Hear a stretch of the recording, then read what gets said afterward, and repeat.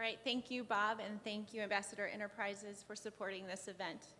I'm very excited to introduce our main speaker for today, Joyce Marter. Joyce has been a licensed psychotherapist for over 20 years and is the founder of Urban Balance, an insurance-friendly counseling practice that currently has over 160 therapists working from 17 locations in 6 states. She is an adjunct faculty at Northwestern University and the past chair of the Midwest region of the American Counseling Association. Marter is routinely consulted as a mental health expert in the media, featured in such outlets as the Wall Street Journal, CNN, and MTV. She is a member of the National Speakers Association and is a national keynote speaker. Please help me join and welcome Joyce Marter.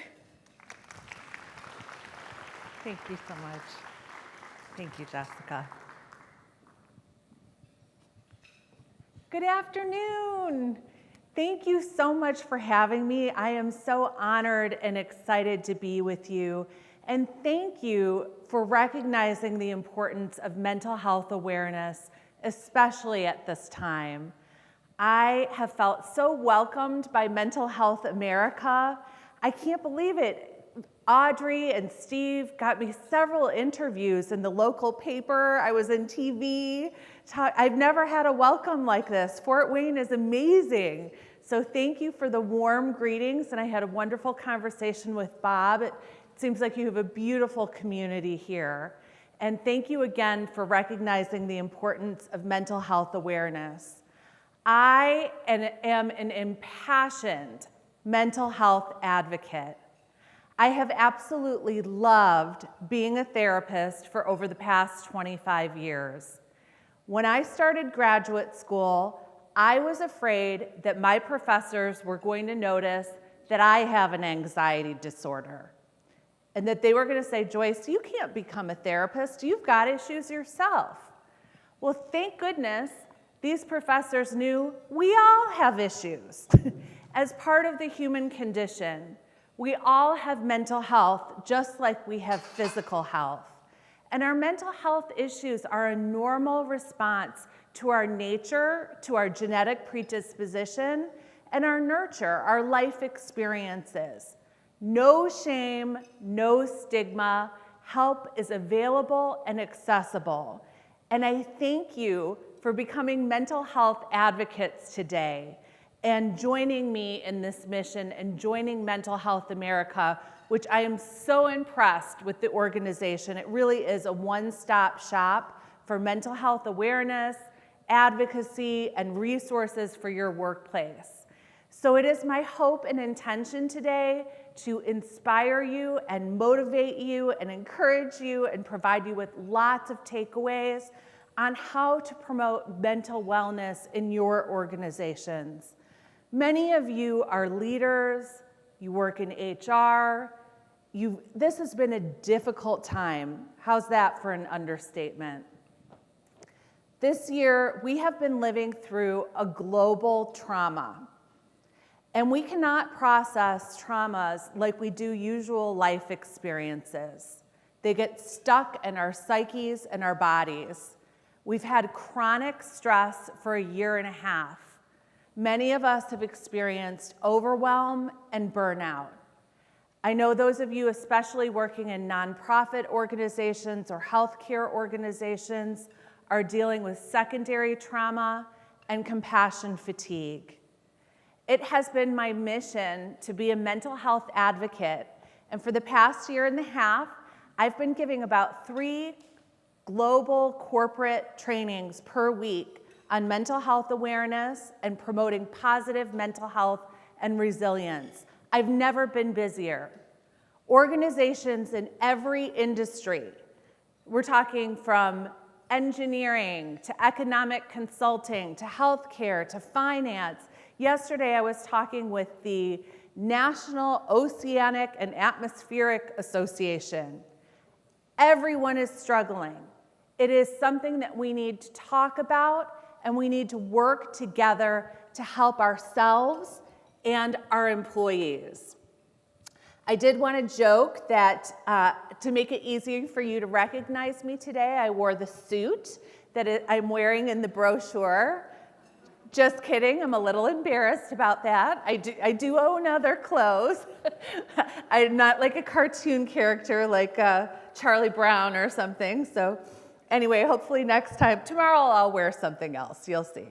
So I definitely would love for you, just like when you're in restaurants, if you could please pull out your phones right now and pull up this QR code. I will show it again. But this QR code will bring you to a landing page where you will have copies of these slides. And the reason that's important is these slides have active links to a ton of resources that will help you and your organization. I also share articles, videos, some handouts that we're going to do in the workshop tomorrow, and I will show the QR code again at the end of the presentation. So today I'm giving you a ton of information, but tomorrow the workshop from 8:30 to 10 is a time to really dive in and ask me questions and have discussion. So I really hope that you will attend that or encourage somebody from your organization to attend that important workshop tomorrow. Prior to the pandemic, our world was already experiencing a mental health epidemic, with the rates of anxiety and depression and suicide at an all-time high. We've been dealing with the opioid epidemic, rates of addiction skyrocketing, and then we had the pandemic, which has added fuel to the fire. This is pre-pandemic data from the American Psychological Association about stress. And I want you to notice that 61% of people report significant stress from their workplace. You all as leaders have a responsibility to honor that and pay attention to that and consider how can you better support your staff. Because our staff is our greatest resource. 77% of us experience physical symptoms of stress. So stress can cause hypertension, high blood pressure, gastrointestinal problems, headaches, sleep disturbance. 73% experience psychological responses to stress. So I think sometimes when people hear mental illness, they think about extreme mental health, serious mental health conditions. But I believe, as being a human being, we all deal with stress, anxiety, depression, grief and loss, conflict in our relationships. We're impacted by substance abuse and addiction in our families and in our communities. And we need to recognize that and honor this.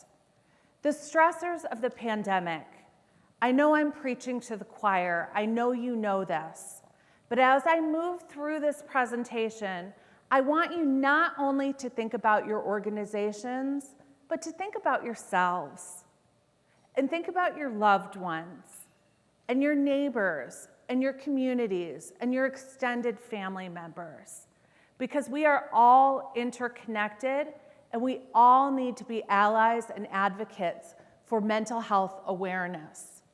So the stressors of the pandemic, and even though we're getting vaccinated, and here we are today, which is so joyful. This is my first big in-person speaking engagement. I've forgotten how to walk in heels. Please pretend not to notice. But we've been dealing with concerns for the health and safety of our loved ones, and that continues, and for ourselves. We've had to adjust to working differently, working at home, working hybrid models. If you've been a frontline worker, you've had new safety protocols. All of this is stressful on a daily basis. Many of us have been sheltering in place with loved ones. My husband Jason and I, Jason's taking some photo and video here, we have 4 teenage and young adult kids. We had a lot of togetherness. We ended up getting an apartment for one of them 6 months into the pandemic. That saved our whole family. But people are having conflict because of all the togetherness. Working from home, trying to share responsibilities, a lot of especially women, making career sacrifices because their kids have been home and needing to help with e-learning and hybrid learning. And for those of you or your clients or loved ones who've been living alone, there's a tremendous amount of loneliness and isolation, which of course fuels mental health issues like depression and anxiety. During the pandemic, we've had greater stress and less social support. We haven't seen our friends and family and our loved ones in the ways that we normally do. We haven't even been able to hug people in the way that we normally do. And now we're having a new problem. Do you know what that is? I've been at the airport a couple times recently for my book tour, and the airport is filled with kids because a lot of families are traveling to see grandparents that they haven't seen in a year and a half. And the research is showing that people are having extended family conflict with family members who they haven't had to deal with for a year and a half. So we have new problems. Financial fears. And I'll share with you later that I have a book here today on the financial mindset fix. And I'm really passionate about the connection between mental health and financial health. And the pandemic has wreaked havoc on both our mental health and our financial health. So many of our loved ones and members of our community have been unemployed. Businesses have closed. People have been unable to pay their mortgages and are afraid that they're going to have to foreclose. Many of us have taken in loved ones. The research shows that many young adults who were either supposed to be at college or working on their own, supporting themselves, have moved home. And that impacts the parents' ability to retire and be financially secure because they're still helping out their young adult children. So many people are dealing with financial stress. We're living during a time where racial injustice issues have come to the forefront. And this is important and necessary, and I hope will lead to positive change. But it also brings out a lot of trauma for people. And of course, there's been conflict around that. We're living during a time of political divide and unrest. And the reason I mention this, all of this is stressful for our mental health. And it leads to relationship conflict, even in our own partnerships and families. But the biggest thing, as a therapist practicing for more than 25 years, is that I recognize that we all, as human beings, have difficulty with transition, uncertainty, and change. We have been in constant uncertainty and change for a year and a half, and it continues. Here, we have all been excited about the vaccination, and now there's this Delta variant and questions about the surge in the fall, and are things going to return to the way that they were? That's enormously stressful on many, many levels. As people are reintegrating into the workplace, there are some different challenges. People are having to transition again. They are experiencing health anxiety. And so in your workplaces, you need to be mindful and compassionate and respectful that we all have our own reasons and choices for getting vaccinated or not. I have a friend that's dealing with stage 4 breast cancer who's unable to be vaccinated. You know, people have children who are unable to be vaccinated. Sometimes there are personal reasons for that. And so, you know, some people are afraid to go back to work and be around people who are unvaccinated. And even afraid of the news that even if you are vaccinated, you may still be susceptible to the Delta variant. So a lot of health anxiety. Social anxiety. We are out of practice. I don't know if any of you feel this way, but I feel like out of practice making small talk and being normal with people. I was at an event a couple weeks ago where I spoke to a smaller group, and I found myself being overly friendly, bizarrely to some people, and really like robotic and awkward with others. We're just out of practice with being friendly, making small talk. And this is kind of a funny, not funny thing, but kind of interesting.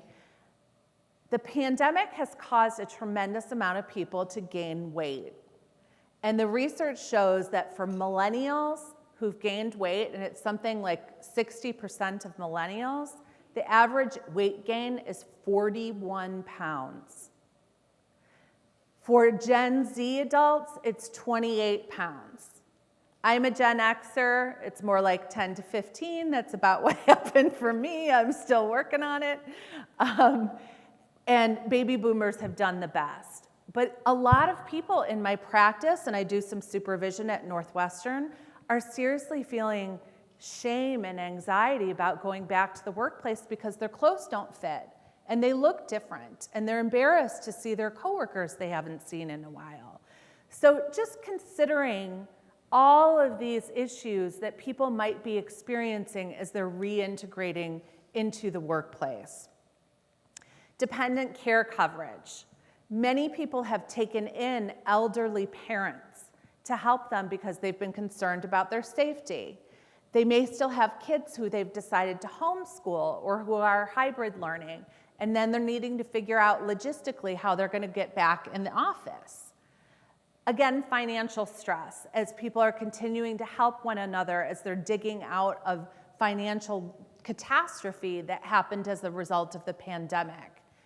Across the board, I am hearing that workload is extremely high, especially for those of you in nonprofit organizations and probably for-profit as well. I did a training for a mortgage company on work-life balance, and they said, we want you to help our employees, but you cannot tell them to work less because we need them to work 80 to 100 hours per week. So what the heck am I supposed to do, right? We have a problem in our corporate culture. In a new global study by Limeade, it was found that they interviewed 4,553 workers, and 100% of them said that they were anxious about returning to work.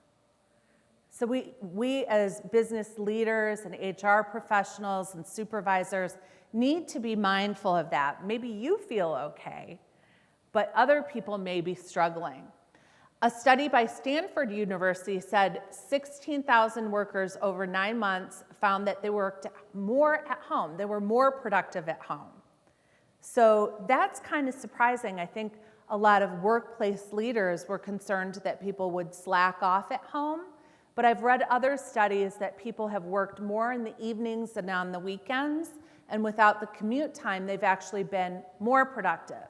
So I'm seeing a lot of workplaces shift to more of a hybrid model or allowing more people to work from home.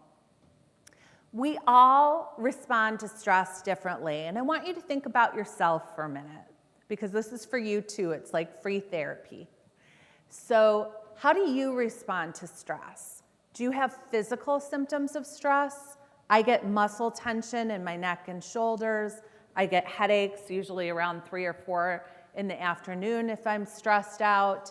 I'm hearing a ton in my practice about insomnia and nightmares, anxiety dreams, difficulty sleeping. Again, gastrointestinal problems are often related to mental health issues. Emotional responses to stress. I think sometimes people think of depression as sadness, and sometimes we don't consider that sometimes depression manifests as anger or frustration or irritability. And in the pandemic, we're seeing a lot of apathy, people just not being as joyful, not finding happiness in the activities that they usually find pleasurable. And so we want to honor that people are having emotional responses to this. Cognitive symptoms. Not just people who had COVID have COVID brain. I had COVID in November. Thankfully, I didn't have a horrible case, but I didn't have a mild case. And I definitely had the brain fog. And by the way, the second vaccination really helped with those lingering effects. The research shows the second vaccination can help with I guess 32% of people said that it resolves some lingering symptoms. But all the overload, all the news that we're bombarded with, all the changing, conflicting information has caused cognitive overload. Our brains are like sophisticated computer systems, and we have too many windows open. And so our brains are experiencing glitches and overwhelm and shutdown. So people are having memory problems, forgetfulness, distraction, difficulty making decisions, difficulty concentrating, and this is impacting productivity and efficiency in the workplace. And it's important to be mindful of that this is a normal response to the stressors of the pandemic. Because we're all under stress, our relationships are under stress. When we are stressed out, our coping skills go down, so we may not be functioning as the best partners or parents or daughters or sons as we normally would. We may be having more conflicts in the workplace. So that's another way that stress can come out. We all know what stress is. It's anything that our body and our minds perceive as overwhelming. Burnout is a chronic state of stress. I would venture to say that every single person in this room is at risk for burnout because we have all been under chronic stress for a year and a half. So we need to recognize the symptoms of burnout. These are some of the feelings. And again, if you have these feelings, it's not your fault. It's not a weakness. You're not doing anything wrong. You're a human being having a normal response to the events in your life and what's going on in the world. So I want you to be honest with yourself. Are you noticing these symptoms in yourself? Are you noticing these in your colleagues, in your supervisees, in your loved ones? Have you had a decrease in your self-esteem, not even feeling good about yourself? And an increase in errors and, again, physical complaints. Sometimes people somatize their mental health issues, so they don't recognize them as mental health issues. They experience them as physical health issues. And it can be a little bit difficult to tease that apart. This is staggering. I was interviewed recently by NPR about a new study that came out by the World Health Organization that said 785,000 people die per year from overwork and burnout. And the research showed these are people who work 55 hours a week or more, which I think many Americans do, right? And so we, as leaders in the workplace and also as employees, need to be mindful of that. We need to shift that culture. We need to set healthy expectations as employers, and we need to set limits as employees. And we need to prioritize our own self-care and wellness, because it's just like the oxygen mask analogy on the airplane. If you don't take care of yourself first, you're going to burn out and not be of use to anybody else. So, very concerning statistic. I don't know about what you're experiencing in your workplace in terms of staffing, but the research is showing that we are going through what is being called the Great Resignation. As workplaces have asked people to come back into the workplace, people are resigning. In April alone, over 4 million Americans resigned from their jobs. 1.1 million of them started their own businesses. People are looking for work-life balance. And so if you want to retain your staff in your organization and keep them healthy and well, you must recognize the mental health implications of the pandemic, and you must provide support, resources, and programming such as those offered through Mental Health America. The mental health implications, grief and loss. So many of us have lost loved ones to the pandemic. I have a friend who's lost 5 family members in India because it's so rampant there. People have lost loved ones during this time unrelated to COVID and have not been able to properly grieve. I attended one of my good friend's father's funerals on Zoom. Not quite the same to not be able to hug her and give her the support that she needed. And that makes it difficult for us to get closure. On a smaller note, we've all had losses. We've had canceled trips, canceled events. I have teenage girls. One of them didn't have a prom or a graduation for her senior year. And while in the grand scheme of the pandemic, that might not seem like a very big deal, but to an 18-year-old girl, it's a really big deal. And our adolescents are suffering the most. Kids 18 to 24 are having the greatest mental health implications and the highest rates of suicidal ideation. There's an increase in stress, anxiety, and depression. According to the National Alliance on Mental Illness, 65% of adults are reporting symptoms of anxiety. So overwhelm, nervousness, panic, obsessive thoughts, ruminating about the past, worrying about the future. 45% are experiencing depression. I personally think these numbers are much higher. One of the blessings of being a therapist is that it's actually quite normalizing to see we all have issues. We all have issues. Mental health issues look like you and me. In my practice, I work with high-functioning, lovely people who deal with serious mental health issues. So you cannot judge a book by the cover, and you need to recognize that we're all struggling in different ways. I called my own therapist when the pandemic started, and I said, I need a tune-up.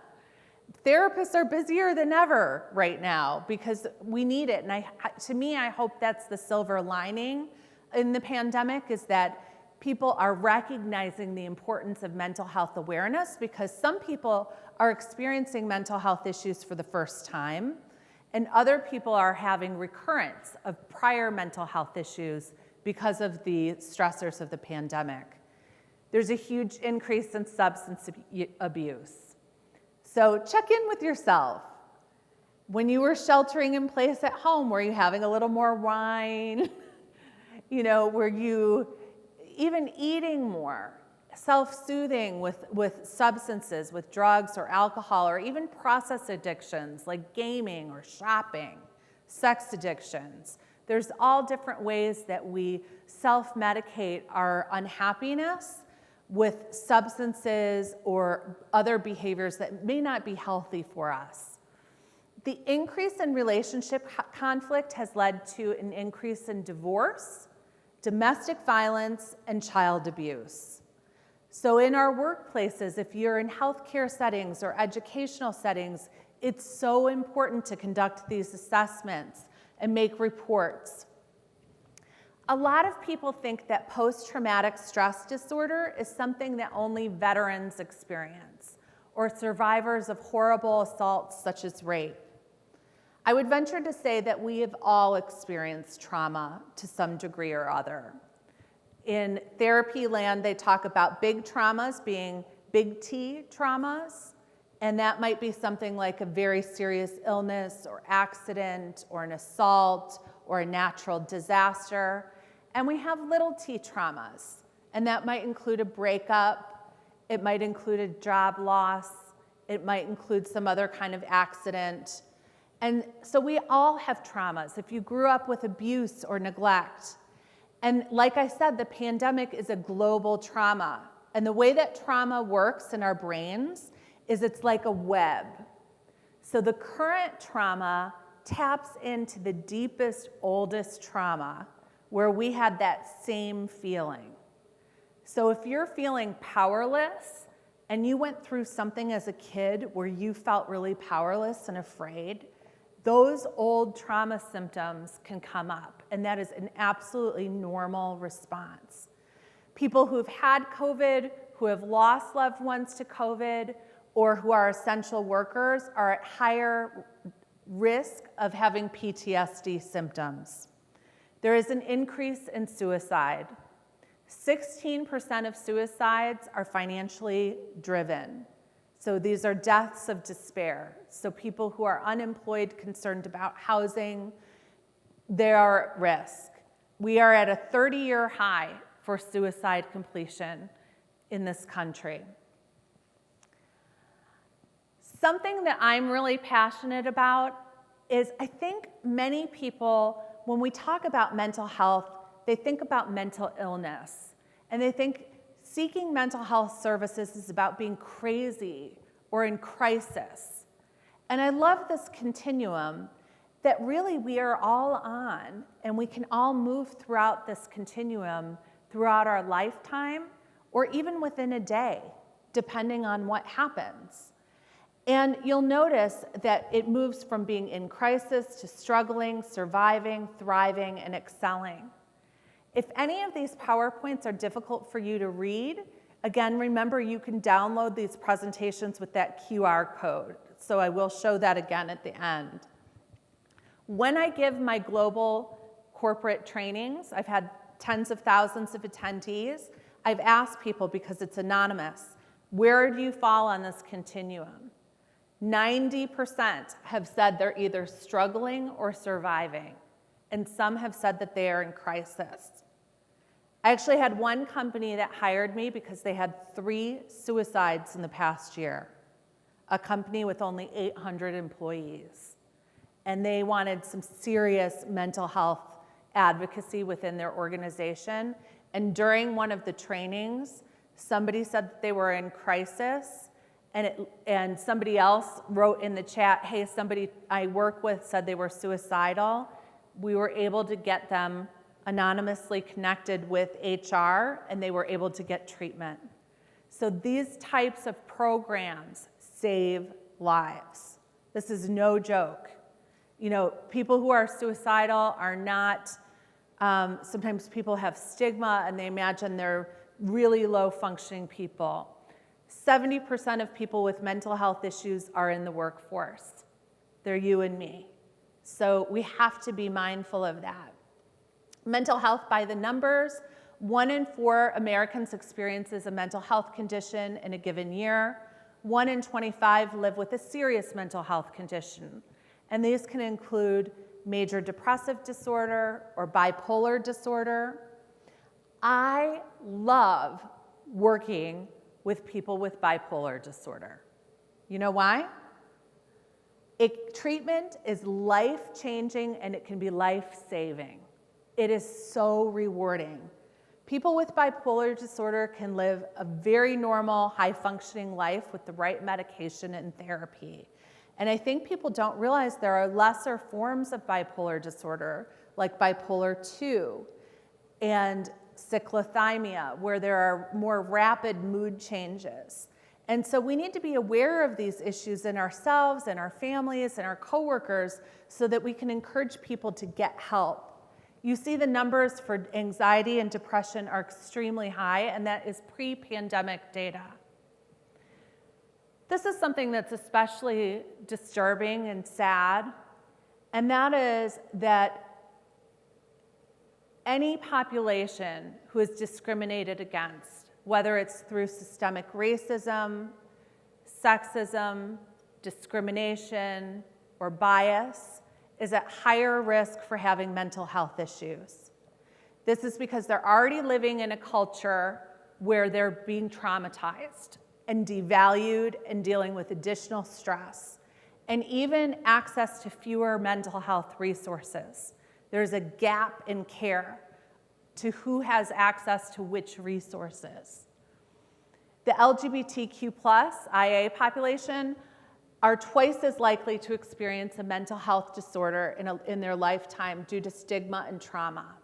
So we need to support organizations like Mental Health America has so many great resources like the Trevor Project and the Human Rights Campaign that advocate for all marginalized populations.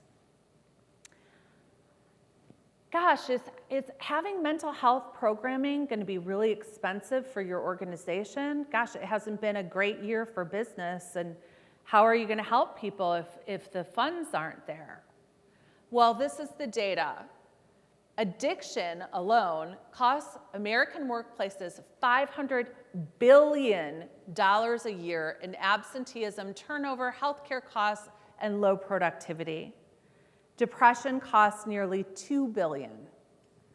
The impact of stress costs another $2 billion in healthcare costs. So the research shows that by having employee assistance programming and training and mental health services available to your staff, you're actually going to save money. So there may be some money put into it, but the return on the investment is great.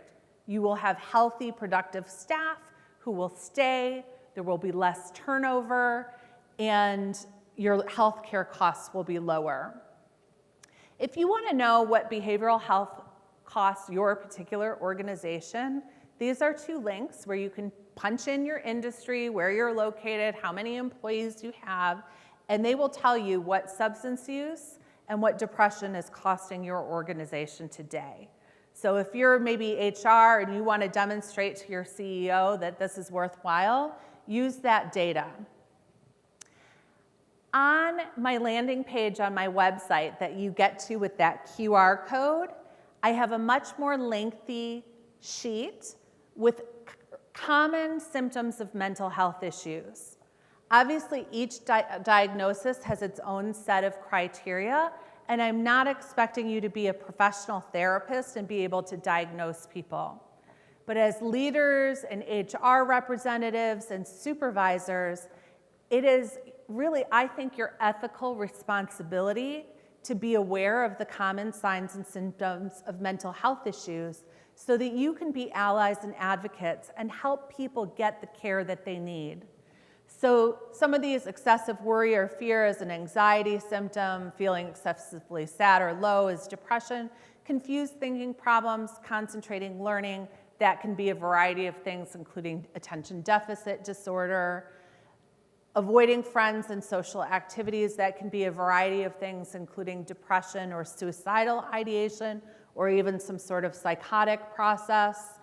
All of these are symptoms that we need to look out for. There's some eating disorder symptoms, noticing fear of weight gain. Eating disorders have had an increase during the pandemic because we are feeling out of control. And the one thing that maybe we can control in our lives is the food we put in our body.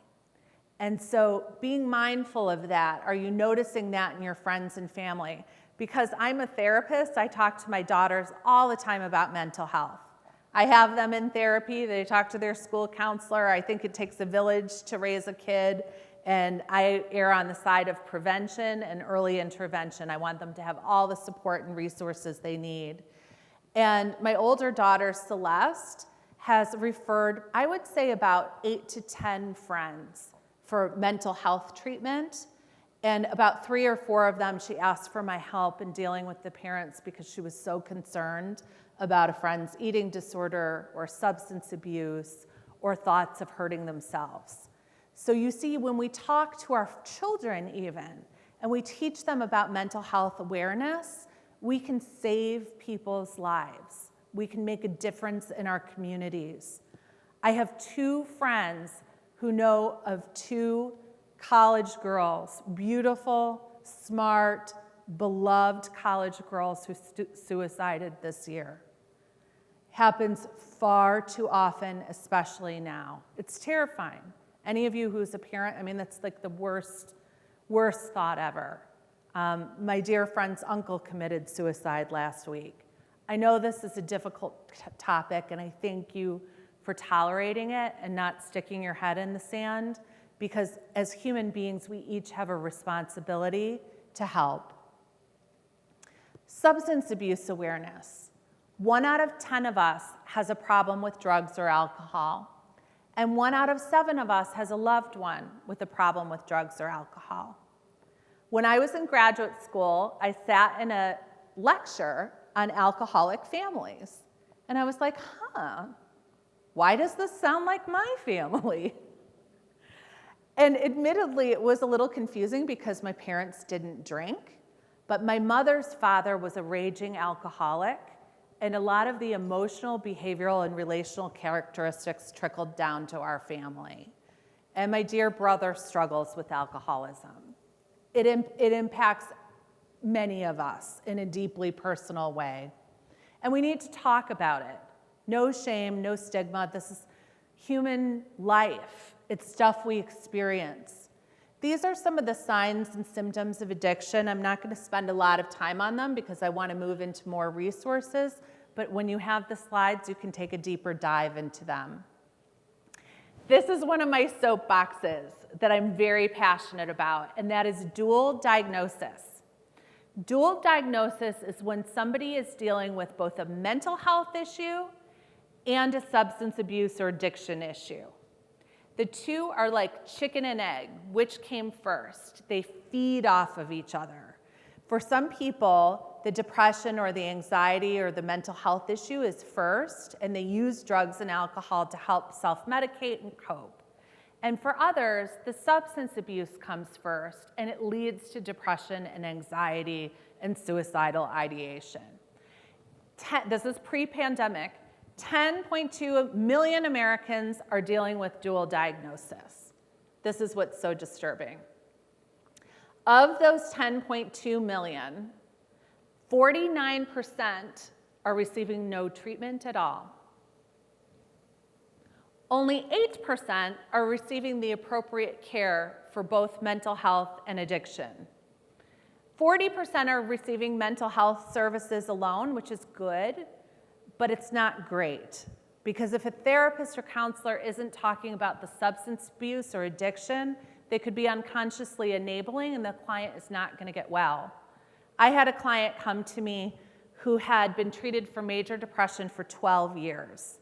And he was super frustrated, and he came to me and he was like, hey, just came in for a consult, just seeing if you could help me. And I did an assessment, and I said, I believe I can help you. And I said, but I don't think you're going to like what I'm going to have to say. And he said, what? And I said, I don't think your depression is going to go away until you're willing to look at your drinking. And there was some resistance, took some time, had to go through some denial and things like that. 1 year later, he gave me his 1 year AA coin as a gift and a thank you, and I still keep it on my shelf. And it meant so much to me, and he goes, oh, really, it's no big deal. They accidentally gave me 2. but it meant a lot to me. And so thinking about that in our families, how does addiction and substance abuse impact one another? Suicide awareness, like I said, we're at an all-time high. The pandemic has made it worse. It's especially difficult right now for 18 to 24-year-olds. These are some of the suicide warning signs. And I just ask you, err on the side of caution. I would much rather you over-respond than under-respond. My own 16-year-old daughter said to me, she was e-learning for 1.5 years, barely able to see friends, not able to do sports.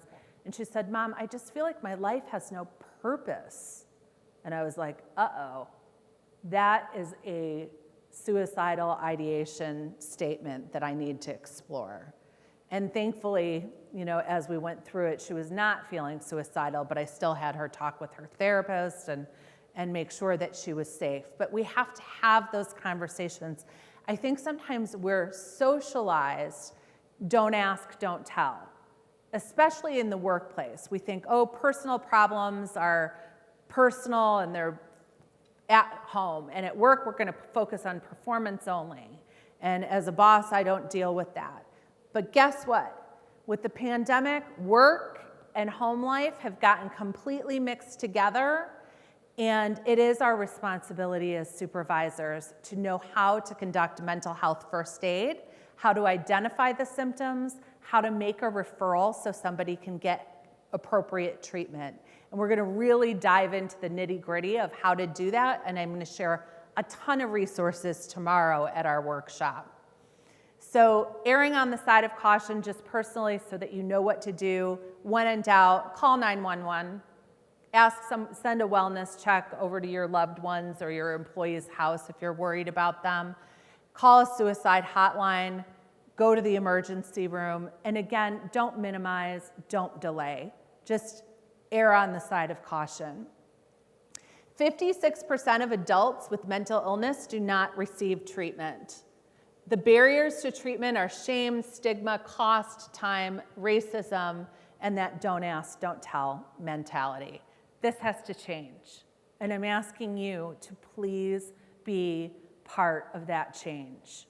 That is what we are asking today. Stigma is one of the things that keeps us from getting help. Some of us have received cultural messages that mental health issues aren't real, that the treatment isn't effective, even though the research shows it is. Science shows mental health issues are real. And we may have received gender messages that seeking help is a sign of weakness. We may think that we need to worry about everybody else before worrying about ourselves. But again, with that oxygen mask analogy, we have to take care of ourselves first. So, again, I think we all have mental health issues as part of the human condition. It's a normal response to your nature and nurture. We're all genetically hardwired to respond to stress differently, whether it's depression, anxiety, or addiction. And again, the higher our stressors, the more self-care and support we need. So tomorrow I'm really going to dive into some resources from my book on how to help your employees practice better self-care and access greater support. As organizations, you have a responsibility to stop stigma, to end stigma within your organization. So you need to change your messaging to this as you communicate with your staff. You need to be mindful of language. I had a client who was dealing with bipolar disorder. She was a beautiful, intelligent, master's educated woman with 4 children and a healthy marriage, and she looked like a prettier version of me. And she had serious bipolar disorder, and you wouldn't know it by looking at her.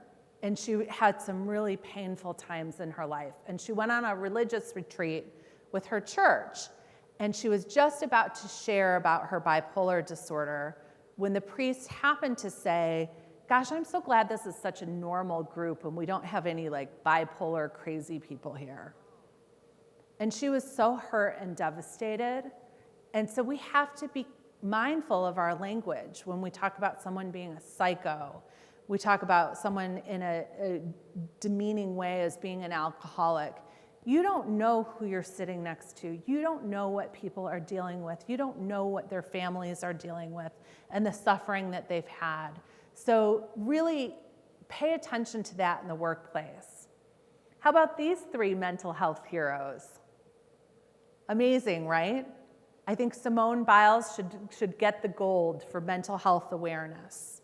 I love when celebrities come out and talk honestly about their mental health issues because we idealize them. We idealize celebrities. They're beautiful. Look at, they're strong, they're healthy, they're young. And when Michael Phelps has talked openly about his depression. And Naomi Osaka, recently came out and talked about her anxiety and depression. And Simone Biles talking about sexual abuse and anxiety. These are human experiences, and we need to have compassionate responses in the workplace. And these voices are normalizing for others. They're heroes and should be applauded and not criticized for having mental health issues. It is not a weakness. In our companies, we need to create a collaborative culture. Watch your supervisors. Make sure people aren't saying things like, "Come on, guys, just toughen up. We've got to put on our big girl pants. We've got to get through this." That is invalidating and minimizing of what people are going through right now. You need to provide empathy and compassion. To reduce stigma at work, I'm sharing a whole bunch of resources here. There's a lot of infographics, both through Mental Health America. My goodness, I spent about an hour last night going through Mental Health America's toolkit. I was blown away. I've been a licensed therapist for 25 years, and I learned a lot from those materials that are available to you for free. You can participate in social media campaigns, your workplace, simply by saying, hey, it's Mental Health Awareness Month. And this is what we're doing. That's May, by the way. July is Minority Mental Health Awareness Month. Participate in these and show your community that you care about mental health. Let your employees know that mental health conditions are covered under the Americans with Disabilities Act. Insurance covers behavioral health care in the same way as it does for major medical. And include language about mental health days in your sick days, because it's completely valid to need a day off for dealing with a mental health issue. That's part of our health and wellness. Here are some more programs. An interesting one, companies like Johnson & Johnson have implemented mental health diplomats programs. And you can click that link and learn more about it. But it's basically a peer-to-peer program where employees within your organization can be safe people for other employees to go to and talk about their struggles, to get support and resources. You want to cultivate a culture of compassion and empathy, and that starts from the top. It starts with your president, your CEO, your leadership team, to practice compassion for other people who may be different from yourself, to empathize with other people even if you wouldn't feel differently. You would feel differently. Maybe you disagree with their feelings, but their feelings are a normal response to what they've been through. So we don't want you to minimize or argue with feelings. You want to listen to people. This is 4 action steps that you can take if you are in a leadership role in your workplace and you notice that somebody has some mental health symptoms. Perhaps a woman has come back from maternity leave. She's disheveled, she's forgetful, she's isolating, she's not putting herself together, she seems down, she's making mistakes at work. You approach and say, hey, Joan, I'm wondering if we could have a minute to talk. I'd like to check in with you. You say, how are you? How are you doing? I'm noticing some changes in you. Is everything okay? And you listen. And you listen without judgment, and you listen with kindness and compassion and empathy. And then you be the bridge. You support them to get resources. It is actually the more kind and compassionate thing to say something to someone rather than to politely ignore it. This woman could be dealing with postpartum depression. She could be dealing with domestic violence at home. She could be dealing with a substance abuse issue. We don't know. It's not your job to have to diagnose. You do not have to be a therapist, and you do not need to monitor the treatment outcome. But what you do need to do is you need to provide education about mental health issues. You need to provide resources such as those offered through Mental Health America. You need to do those interventions, and we're going to talk more about that tomorrow. How do you say something? How do you say something to an employee? And you need to know your company's policies and procedures, and you need to think through those and teach your staff. This is mental health first aid. What do you do if somebody is saying that they're thinking about hurting themselves, or they say they don't want to be around anymore? As leaders in your organizations, it is your responsibility to promote what is called psychological safety in the workplace. So psychological safety is when people feel safe and comfortable going to their bosses and saying, you know what, I'm struggling. I'm not doing well. I have a personal issue at home. Or, you know what, I'm really not comfortable with the new mandate to be in the office every day. I'm concerned for my health and safety. Is there anything that we can do to come up with a workable compromise? So promoting psychological safety means that you are providing an environment of respect and empathy and collaboration, flexibility, compromise, so that people don't fear retaliation if they share something. Because again, that great resignation, I mean, some organizations are really having a hard time finding people right now. And so we need to hang on to our staff. Again, from a cost perspective, you might think, gosh, we don't want people to utilize their benefits, or we're so busy, we need them to work, we can't let them take vacation. I've heard from more organizations, employees saying, I wish I could take my vacation, but my employer won't let me. That is not healthy, folks. That is a recipe for burnout. It's a recipe for your staff leaving. It's a recipe for resentment and mistakes.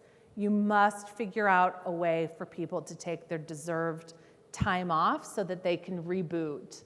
Encourage them to use their sick benefits.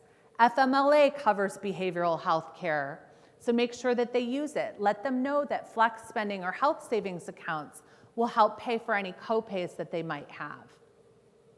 How many of you in your organizations have an employee assistance program? Wonderful. So the research shows that about 80% of companies offer an EAP benefit. I worked at an EAP for 5 years, and I've worked in the EAP industry for 20 years. It's an amazing program. If you do not have an EAP, really consider that benefit. The Employee Assistance Professionals Association at the bottom there is a great place to find an EAP. Talk to your colleagues today. Ask them who they use. There are different kinds of EAPs. The North American Oceanic and Atmospheric Society that I talked with yesterday, they have an internal EAP person. And some airlines have internal EAP people on site who employees can talk to. Some have EAPs tied to their insurance benefits, like Cigna and Aetna and Magellan and United Behavioral Health all have EAP options. ComPsych is kind of, in my opinion, kind of like the Walmart of EAPs. It's global, it's huge, it's pretty affordable. They have a lot of resources, but there's many others as well. So I definitely encourage that. I loved hearing Jessica and Jessica talk about the mental health awareness trainings offered through Mental Health America. These are some other programs that you can look into. Your EAP will also offer mental health trainings. I provide these types of trainings for various employee assistance programs. So they contract with me, or sometimes I provide them directly. But these are related to mental health and can really help your staff develop some tools in their toolbox. Remember that mental health isn't just about being in crisis or struggling. When we have positive mental health, we can be thriving and excelling. One of my best referral sources is a therapy client who's a super high-functioning woman. She's referred over 50 friends and colleagues to me because people say to her, how the heck do you do this? You work out, you have a good marriage, you have a great job, your kids are doing well. And she very humbly says, I have a good therapist. I think we all need it. It's like a personal trainer for your mind and your relationships, and you don't have to wait. Many companies are offering other benefits like Ginger, and I'm not sure if you pronounce that Will or While, but these are apps that provide 24/7 counseling services, and I think Ginger even provides some psychiatric services, so medication management. And mindfulness in the workplace is a huge movement. So having a meditation group in your office or offering company subscriptions to apps like Calm and Headspace has become really popular. Why are we talking about mindfulness in the workplace? Huge global companies like these have mindfulness in the workplace programming. I've done this type of programming for companies like Boeing and AT&T, and it's because mindfulness at work has been shown to increase all of the things on the left here and decrease all of the things on the right. What I find fascinating is that mindfulness actually alleviates all of the stress symptoms of the pandemic. And it's free. Meditation, deep breathing, practicing yoga at home on YouTube, it's free. Counseling and therapy resources. I know Mental Health America has a ton. Here are some others that are available if your staff have loved ones that do not have insurance. These are some free and sliding fee pro bono services that they can use. There are some other organizations, which I also saw all over Mental Health America's website, that can show you how to be an advocate for mental health, how to support these organizations. Perhaps you want to donate to them. The American Counseling Association, during my introduction, it was mentioned that I served on their board, and my husband Jason is currently the Midwest region representative for the governing council. Every year at the American Counseling Association, we get together, 250 of us, and lobby for bills that support mental health. So more funding for school counselors, more services for elderly, for children, and you too can support mental health bills simply by going to the American Counseling Association and entering your name and zip code, and they will send letters to your representatives saying that you support those bills. And so being a mental health advocate will help not only the mental health in the workplace, but it actually has a ripple effect. It will help our criminal justice issues, our healthcare issues, our education issues, and our economic issues. So everything is interconnected. I really thank you for your time and attention today. You've been amazing. I know you just had a yummy lunch, and it's been a long time to sit. We've talked about some really heavy topics, but I really encourage you, I'd love to see all of you and maybe some friends at the workshop tomorrow, where we're really going to get into the nitty-gritty. Again, it's from 8:30 to 10. And there is my contact information and that QR code again, if you would like to access that and get copies of the slides. I welcome you to connect with me on LinkedIn or on social media and let me know if I can be a support and a resource to you. I do have on the back table my book. I realized I don't have that slide in here, and I do want to share with you that I'm so proud of my book. It's my baby. I've been working on it for 10 years. And it was published last week by Sounds True, which is the publisher for my hero, Brené Brown. And it's already had 2 articles in Forbes. It's been in tons of podcast media. It even was in all the tabloid magazines like Star and Us Weekly. And it is a mental fitness program that could help you and your employees with both your mental health and financial health. I would love it if you would be willing to buy a copy, and I'd love to hear what you think of it. So thank you again for your time and attention today.